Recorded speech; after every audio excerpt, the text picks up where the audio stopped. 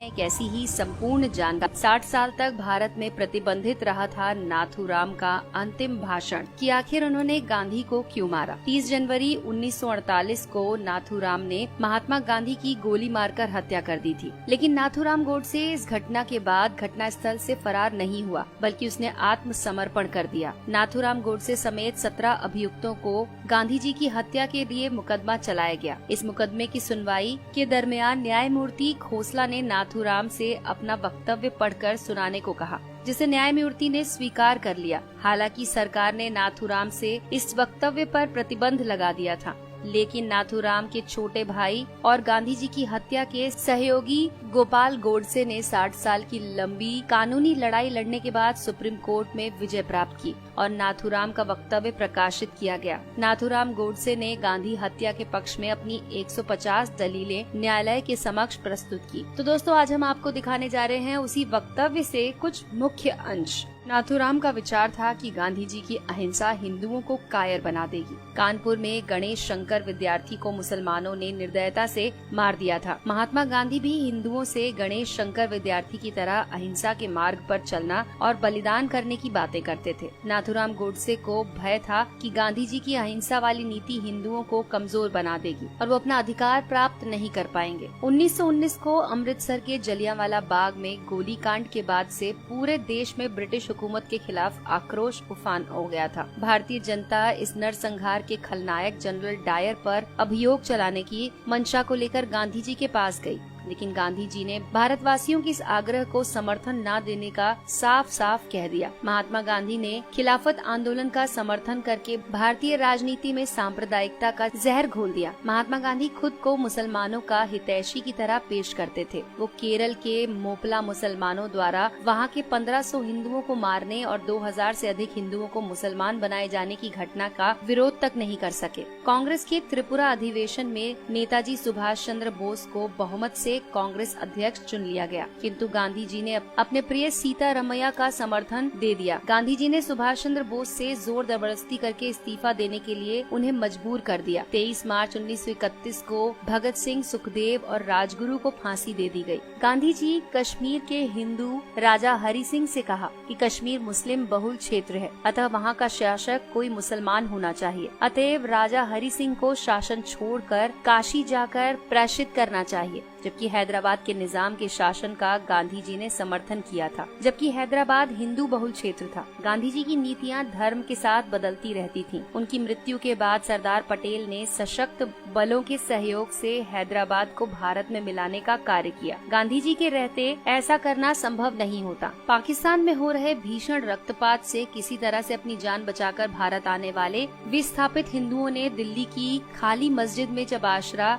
स्थायी रूप से लिया तो मुसलमानों ने मस्जिद में रहने वाले हिंदुओं का विरोध किया, जिसके आगे गांधी जी नतमस्तक हो गए और गांधी जी ने उन विस्थापित हिंदुओं को, जिनमें बूढ़े, स्त्रियां और बालक अधिक थे, मस्जिदों से खदेड़ दिया। बाहर ठिठुरते सर्दियों में रात बिताने पर उन्हें मजबूर किया गया। महात्मा गांधी ने दिल्ली में स्थित मंदिर में अपनी प्रार्थना सभा के दौरान नमाज पढ़ी, जिसका मंदिर के पुजारी से लेकर तमाम हिंदुओं ने विरोध किया, लेकिन गांधी जी ने इस विरोध को दरकिनार कर दिया। महात्मा गांधी एक बार भी किसी मस्जिद में जाकर गीता का पाठ नहीं कर सके। लाहौर कांग्रेस में वल्लभ भाई पटेल का बहुमत से विजय प्राप्त कर गए, किंतु गांधी जी अपनी जिद के कारण ये पद जवाहरलाल नेहरू को दे गए। गांधी जी अपनी मांग को मनवाने के लिए अनशन, धरना, रूठना, किसी से बात न करने जैसी युक्तियों को अपनाकर अपना काम निकलवाने में माहिर थे। इसके लिए वो नीति अनीति का लेश मात्र भी विचार नहीं करते थे। 14 जून 1947 को दिल्ली में आयोजित अखिल भारतीय कांग्रेस समिति की बैठक में भारत विभाजन का प्रस्ताव अस्वीकृत होने वाला था, लेकिन गांधी जी ने वहां पहुंचकर प्रस्ताव का समर्थन रखा। ये भी तब जबकि गांधी जी ने स्वयं ही ये कहा था कि देश का विभाजन उनकी लाश पर होगा। न सिर्फ देश का विभाजन हुआ,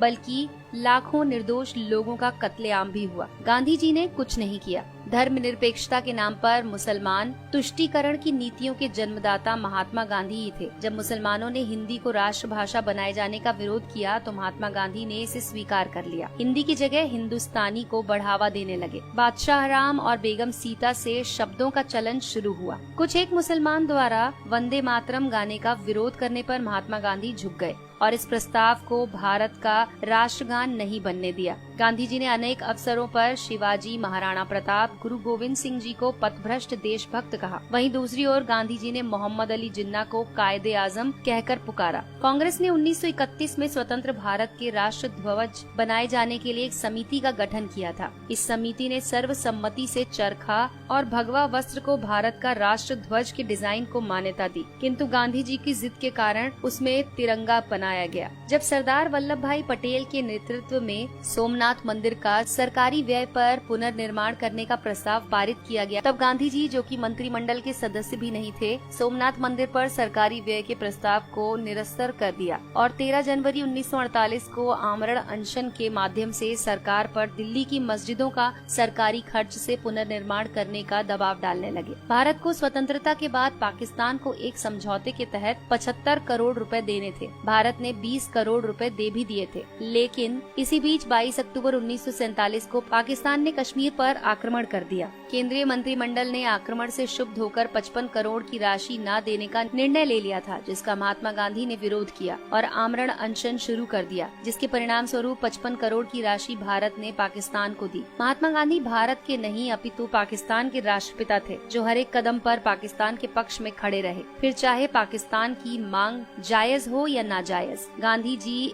ने कदाचित इसकी परवाह नहीं की। तो दोस्तों, इन घटनाओं को देश विरोधी मानते हुए नाथूराम गोडसे ने महात्मा गांधी की हत्या को न्यायोचित ठहराने का प्रयास किया। नाथूराम ने न्यायालय में स्वीकार किया कि महात्मा गांधी बहुत बड़े देशभक्त थे। उन्होंने निस्वार्थ भाव से देश सेवा की। मैं उनका बहुत आदर करता हूँ, लेकिन किसी भी देशभक्त को देश के टुकड़े करने के एक संप्रदाय के साथ पक्षपात करने की अनुमति नहीं दे सकता हूँ। गांधी जी की हत्या के सिवाय मेरे पास कोई दूसरा उपाय नहीं था। तो दोस्तों, अगर आपको ये जानकारी पसंद आई हो तो इस वीडियो को लाइक कीजिए और अपने दोस्तों के साथ शेयर कीजिए। दोस्तों, आपको हमारी ये वीडियो कैसी लगी हमें कमेंट सेक्शन में जरूर लिखकर बताएं।